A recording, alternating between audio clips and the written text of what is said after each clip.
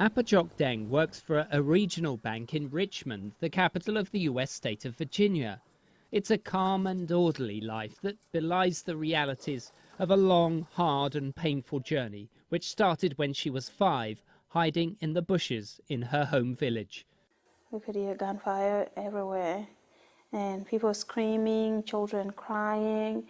You could see some children being dropped by the parents, after they get shot.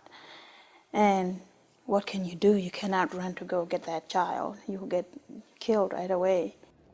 There followed 2 years of running and hiding, and 8 years of living in refugee camps like this one. At 15, Apajok arrived in the United States. She was placed with foster parents and started school. Now she's raising her own family and has a successful career at the Zenith Regional Bank in Richmond.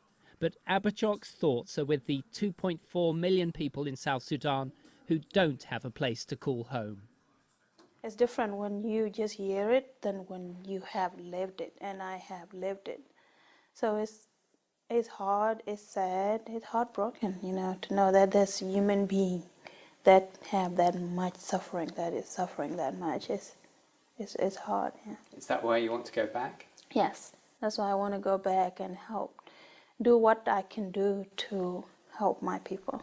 Many of this generation of lost boys and girls have become accomplished professionals in the fields of business, medicine, education, and even government.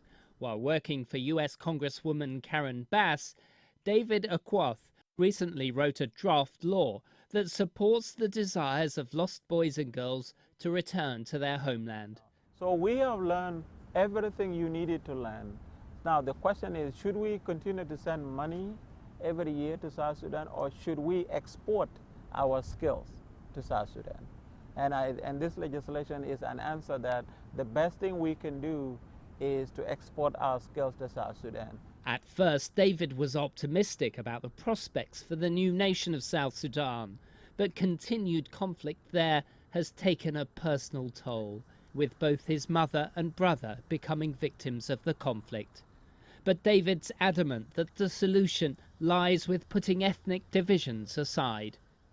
People with agricultural skills, we'll be looking at people with healthcare background, we will be looking at educators, we'll be looking at civil society, we'll be looking at people who have security training, people who can actually help train our police officers, not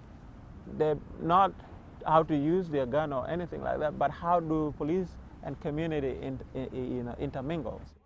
The lost boys and girls also want congressional Republicans and Democrats to put their divisions aside to approve the legislation. The lost boys and girls want Congress to act fast, so that when the dust settles on this conflict that has ripped their homeland apart, they'll be ready to go and help put the pieces back together again. Ryntjes, CCTV, Washington.